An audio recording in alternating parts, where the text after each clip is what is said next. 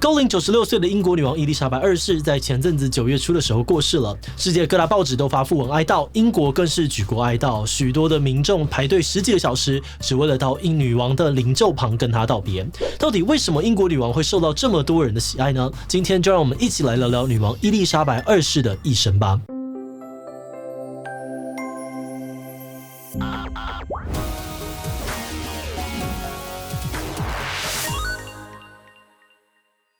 Hello， 大家好，我是志奇。9月初传出了英国女王病危 ，BBC 取消了原本的节目，当家主播换上黑衣，而皇室成员也集合到苏格兰的别墅，准备看女王最后一面。台湾时间9月9号的深夜，王室宣布女王离世，消息瞬间登上了全球的新闻头版。英国上下弥漫着悲伤气氛，而各国的领袖也纷纷表达哀悼。那虽然我们这一集上片的时候，离女王过世应该已经过了一些时间，但因为她的一生走过了许多的风风雨雨，包含了世界的动荡、王室的丑闻等等，因此对许多人来说，她不只是一位女王哦，更是一整个时代的象征。所以我们还是决定要做一集来回顾她的故事。究竟经历了那么多的争议跟危机，英国女王伊丽莎白二世为什么还能够如此受到爱戴呢？在开始今天的故事之前，按照惯例先进一段工商服务时间。喜欢川菜的香麻爽辣，但又觉得上餐厅麻烦好贵吗？那这瓶3秒入魂川味麻辣烧酱你一定要认识。麻辣烧酱呢是厨佛瑞德 Fred 10年研发的心血之作，非常的特别，因为它不是辣酱，是川味的干式高汤。蒸煮炒炸只要一匙入菜，3秒就能够释放精粹的川味。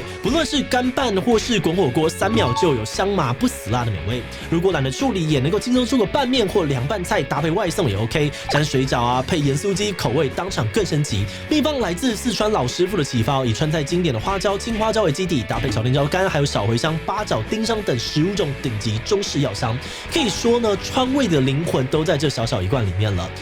火热预购中，早鸟限时优惠，直到9月29号。顶级资讯现在就以最优惠的价格预定顶级川味吧。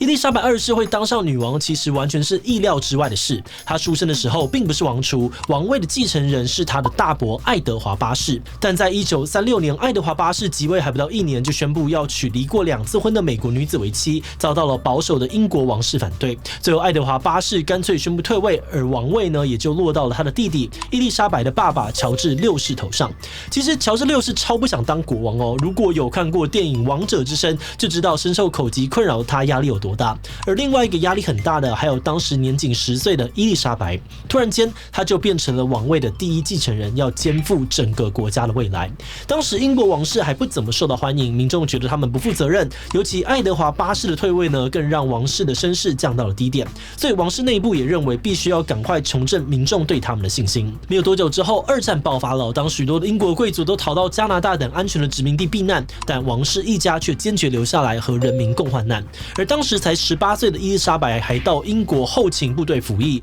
学习驾驶跟保养卡车，不惜一战态度，也获得了很多英国人民的认同。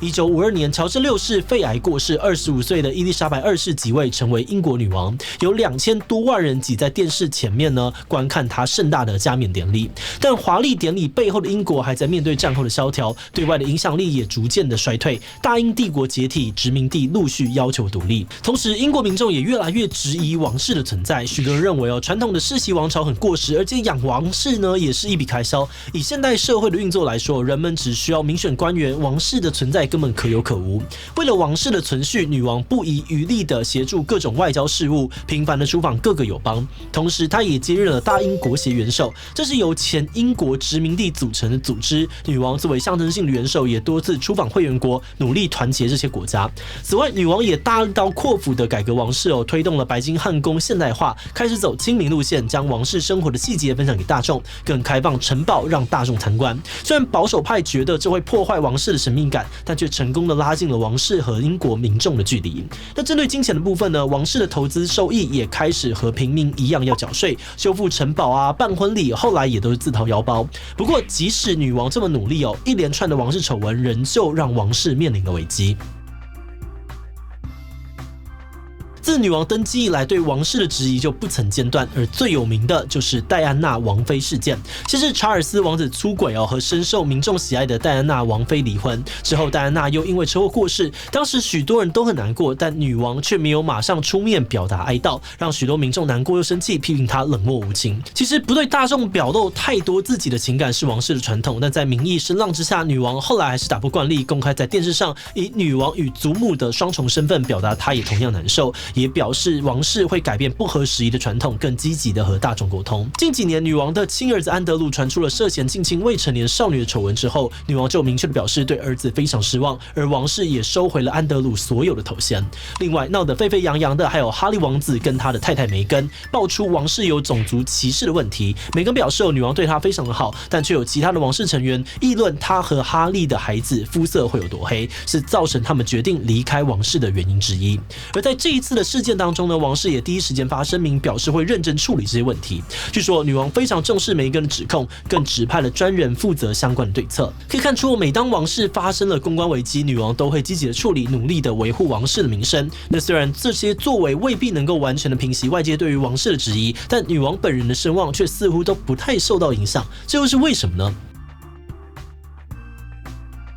在英国的君主立宪体制下面呢，英国女王是虚位元首，没有办法做真正的政治决定。但是对许多人来说，女王却是永远的精神象征。在位70年来，女王一直都非常的勤奋除非生病，几乎都会出席重要的场合，包含像是任命首相召开议会、接待外宾、册封爵位等等。比如她在过世前几天呢，才刚任命完新的英国首相。而到了90多岁时女王一年工作的天数比多数的英国上班族还要多，也因此被人们称赞说，女王有着强烈的责任感跟奉献精神。同时，她也会运用自己巨大的影响力，赞助文化、慈善活动，宣传各种重要的议题。此外，许多人也称赞她懂得拿捏分寸，很少干涉民选政府的决策，或是英国政治局势呢发表意见。更重要的是每当英国面临重大的危机，她总是会现身陪伴人民，一起度过难关。像是伯安战争时，女王就有公开出来喊话，安定民心。而每年圣诞节的下午呢，女王也会发表电视演说，鼓励大家就算时局不好，也要维持乐观。而2020年疫情最严重的时候，女王也罕见的在圣诞节之外发表电视演说，感谢医疗人员和配合防疫的民众，也呼吁大家保持团结与坚定，终究会克服难关。有评论指出女王虽然不会给出什么具体的立场或建议，但总会表现出坚强的一面来安抚和鼓励民众。而这种只要国家面临危难，女王就会现身跟民众站在一起的状况，久而久之也让她成为了稳定英国民心的重要力量。在女王过世之后，英国举国哀悼，连足球巨星贝克汉呢都排队了10多个小时到女王的灵柩前致意。同时，各国领袖纷纷发表声明哀悼，说她是多么的令人敬佩。甚至有些前英国殖民地，像香港，就有民众公开纪念女王。但是，并不是所有的人都这么推崇她，尤其在许多的非洲国家，人们对于英国女王的观感非常的复杂。在女王过世之后呢，有南非人在社群上面呼吁英国归还女王皇冠跟权杖上面的2颗大钻石，说那是在殖民时期从南非偷走的。对一些非洲前殖民地的人来说呢，英国女王象征着偷窃文物和矿产、压迫、奴役当地人的残暴殖民历史。也有人抨击她作为女王，享受着大英帝国的遗产，却从来呢没有为那些历史错误道歉。但另外一些人认为这不是女王的错，因为多数的殖民行为都不是在她在位的时候发生的，何况她根本没有实权。他们也称赞女王一直在修复殖民带来的伤害，多次出访非洲国家，也把大英国协从一个白人社团变成多种族的组织。